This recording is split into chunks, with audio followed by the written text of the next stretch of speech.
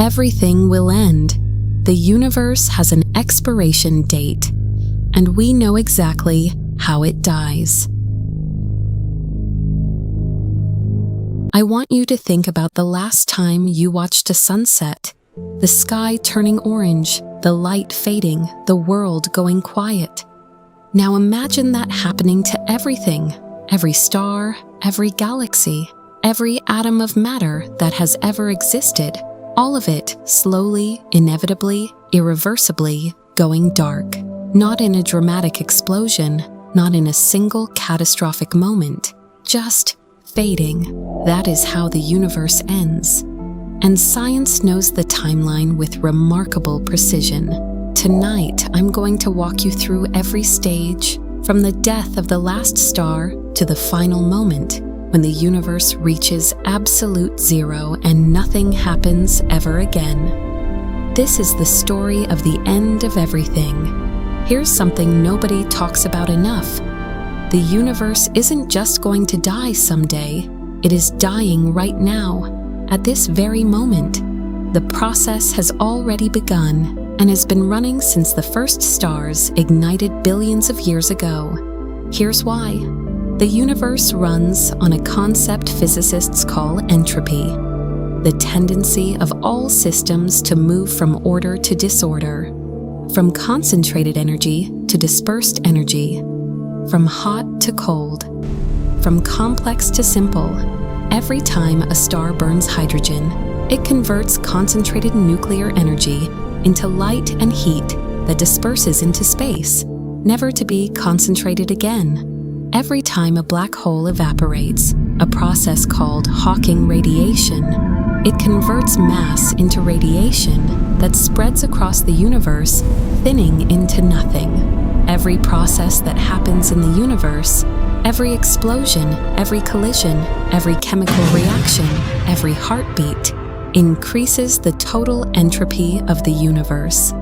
And entropy only ever goes in one direction. The universe is running down, like a clock that was wound up at the Big Bang and has been unwinding ever since. The question isn't whether it ends, it's how. Scientists have mapped out several possible endings, and the one most supported by current evidence is both the most gradual and the most complete destruction imaginable. It's called the heat death of the universe, and it is exactly as final as it sounds. Let's start where we are right now. We live in what cosmologists call the stelliferous era, the age of stars. It began about 100 million years after the Big Bang and will continue for roughly another 100 trillion years. A number so large it makes the current age of the universe, 13.8 billion years, look like the first second of a feature film. During this era, stars continue to form from clouds of hydrogen gas. They burn, they die, they scatter heavier elements into space. New stars form from that debris. The cycle continues. But here's the thing about that cycle.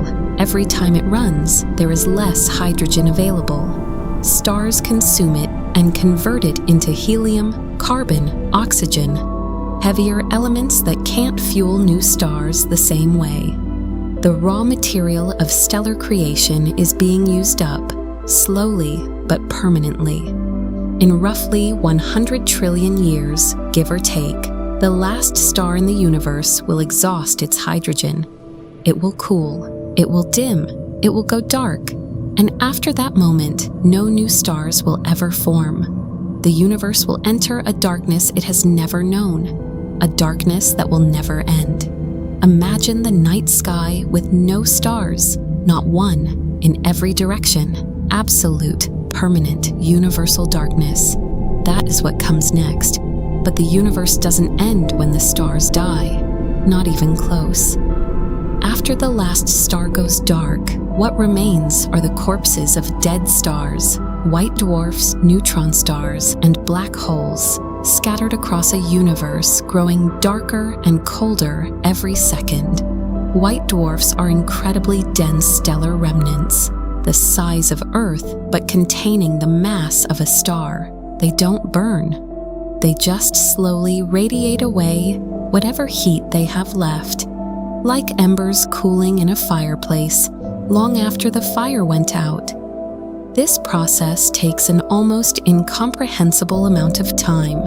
Current calculations suggest white dwarfs take somewhere between 10 to the power of 15 years to cool completely, a number written as 1 followed by 15 zeros. For context, the current age of the universe is 10 to the power of 10. The universe will be 100,000 times older than it is now before the last white dwarf goes cold. During this entire era, this unimaginably vast stretch of time, the universe is dark, cold, and silent, populated only by the dead remnants of stars that burned out long ago, drifting through expanding space that grows emptier every moment. No light, no warmth, no chemistry, no life, just dead stars slowly cooling in infinite darkness. After the last white dwarf goes cold, the universe enters its next phase, the black hole era. By this point, the only significant structures remaining in the universe are black holes. Everything else, every star, every planet, every atom of ordinary matter, has either been consumed, decayed, or dispersed beyond any meaningful concentration. Black holes are the last survivors, the final inheritors of a universe that has forgotten everything it once was, and even they don't last forever. In 1974, Stephen Hawking discovered something that shocked the physics world. Black holes aren't truly black. They slowly emit radiation, now called Hawking radiation, losing mass so gradually it makes the cooling of white dwarfs look rapid. A black hole the mass of our sun would take 10 to the power of 67 years to evaporate completely. A supermassive black hole, the kind found at the center of galaxies, would take 10 to the power of 100 years. Numbers that have no human analogy. Numbers that make the entire history of the universe, from the Big Bang to today, look like a single frame in an infinitely long film. But eventually, after an eternity so vast it breaks human comprehension, the last black hole will evaporate, and when it does, it will release a final burst of radiation into space. And then there will be nothing left. This is where we arrive at the true end. After the last black hole evaporates, the universe contains nothing but the faint, dispersed radiation from billions of years of stellar burning and black hole evaporation, spread so thin across such unimaginable distances that no two particles will ever interact again. No reactions, no processes, no change of any kind.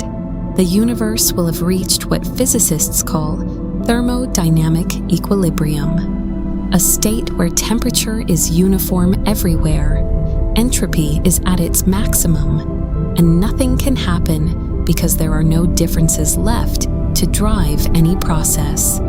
This is the heat death, not hot. The name refers to the thermodynamic concept, not temperature.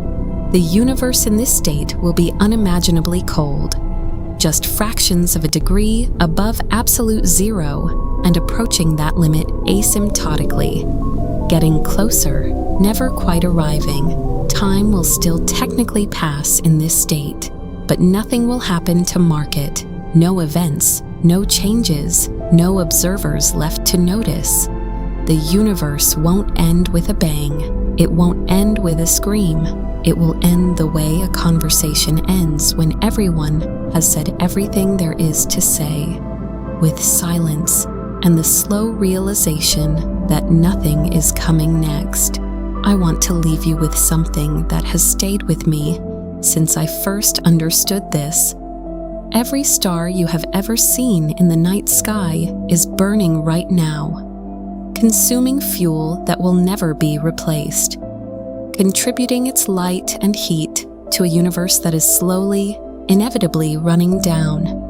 Every moment of warmth, every sunrise, every fire ever lit by human hands, all of it is borrowed energy from a universe that started with a finite amount and has been spending it ever since.